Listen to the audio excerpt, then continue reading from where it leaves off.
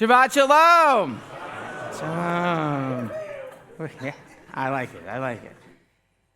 I love being an American. Yes.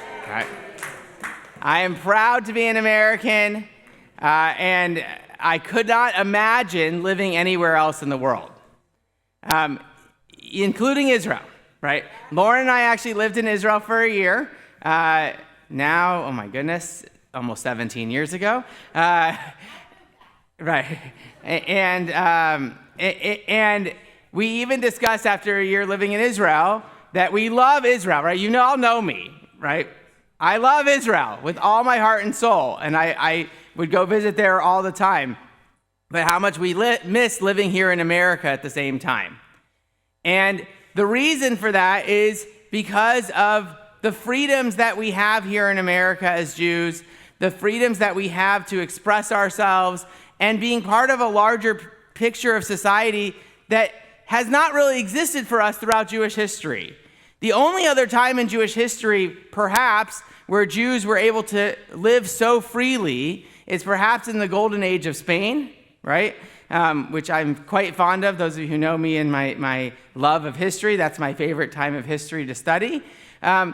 And with the exception of that time, this is the other golden age for Jews, right? It has been for the last 250 years, and it's been incredible for us to be able to live the way we have as a Jewish people, the effects that we have had on society in America as well. We're going to hear a little bit later, we're going to read Emma Lazarus's poem that is on the Statue of Liberty, right? A Jewish person's poem is on the Statue of Liberty, our statue. I even have my sort of kind of Statue of Liberty tie because it's the closest thing I have to an American tie that I could find for this morning.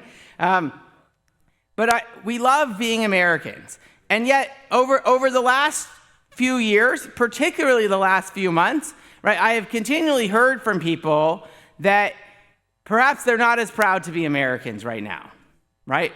It is a really challenging time in our country, and it's a particularly challenging time for us as a Jewish community.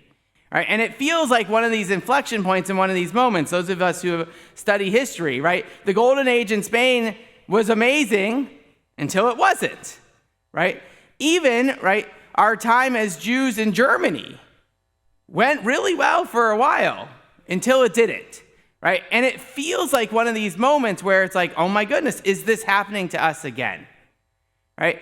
And I think, one of the things we talk all the time about is if we don't learn from history, we're doomed to repeat it, right? I know it's cliche, but I think there's a lot of truth behind the statement as well.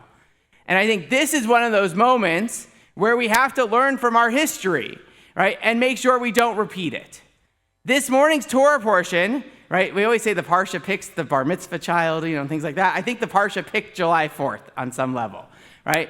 This morning's Torah portion is Parashat Pinchas.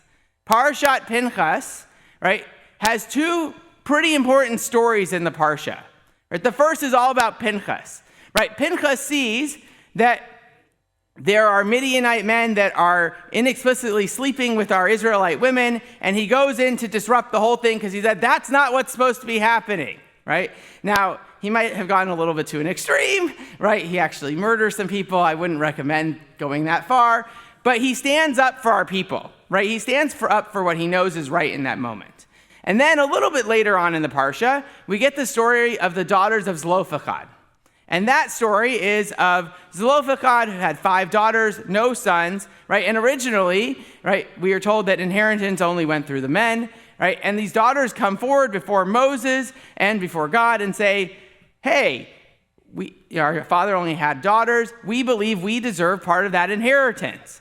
And Moses says, you're right? You should get some of that inheritance, right? And it's sort of the first moment of women's rights that we have in the Torah as well.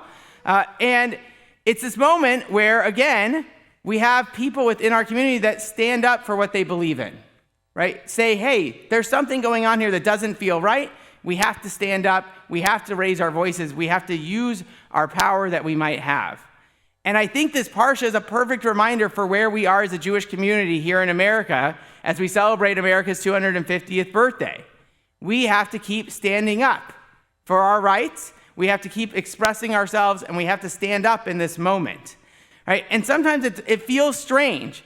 But I think the lesson from history is that oftentimes we see the things happening, right? If you go back and study the golden age of Spain, things were happening and boiling, but everyone's like, oh, but things have been good for us. They've been fine. It's going to be okay. And then it wasn't. And the same thing happened in Germany, right? Things were fine. And everyone said, oh, no, but we've been part of society. We've been the leaders. We have these great shops. We've been integrated. We're assimilated into German society. And then suddenly it wasn't okay. And so our job, in my opinion, as Jews living in America today, is that we can't let that happen again. We have to stand up for our rights. We have to stand up for what we believe in and stand up when we see injustices happening to our people around us, particularly like what we've seen over these last many months, particularly post-October 7th. And we have to stand up and say, no, that's not acceptable. We are the Jewish community. We might be an extreme minority, but our rights are just as equal as anyone else's rights in our country, right? And that's what we have to keep standing up for. And it might feel like, oh, that's not really my personality, or that's not what we've done as Jews, but I believe that's what we are being implored to do. And that's what our Parsha tells us to do this morning.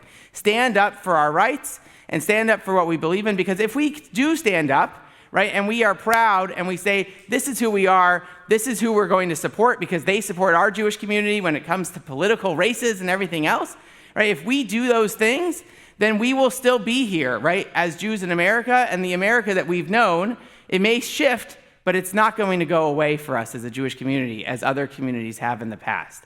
So my hope and prayer for us on this 4th of July, as we're celebrating together and we're celebrating our Torah portion of Parshat Pinchas, that we remember to be like Pinchas on some level. Don't go kill people, please. But be like Pinchas, be like the daughters of Zelophehad, stand up for our rights, stand up for what we believe in, and continue to be proud as an American Jewish community as well. So Shabbat Shalom. Shabbat Shalom. All right.